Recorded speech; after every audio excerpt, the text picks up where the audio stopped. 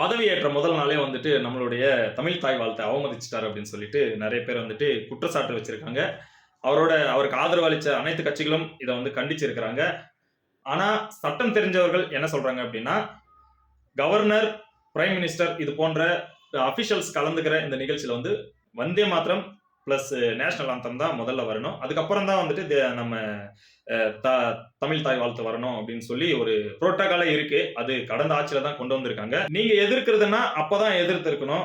இப்ப வந்து இந்த புரோட்டோகால்ஸை ஃபாலோ பண்ணதுக்காக இவரை வந்து எதிர்க்கிறீங்க அப்படின்னு சொன்னா எந்த அளவுக்கு சரின்னு தெரியல. என்னதான் நம்ம வந்து இதை வந்துட்டு நியாயப்படுத்தினாலுமே கூட அடுத்த தடவை வந்து இது நடக்காம பாத்துக்கிறது வந்து நம்மளோட கடமை.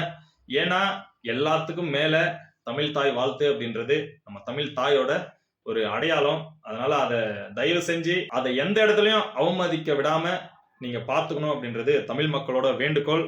அதுதான் தலைவர்களோட வேண்டுகோளும். எந்த இடத்துல எல்லாம் ஆப்ஷன் இருக்கோ அந்த இடத்துல முதல்ல நம்மளுடைய தமிழ் தாய் வாழ்த்து தான் ஒலிக்கணும். இதை தான் நம்ம முதல்வர் அண்ணன் சி. ஜோசப் விஜய் அவர்கள்கிட்ட நம்ம கேட்டுக்கிறோம். நன்றி மக்களே.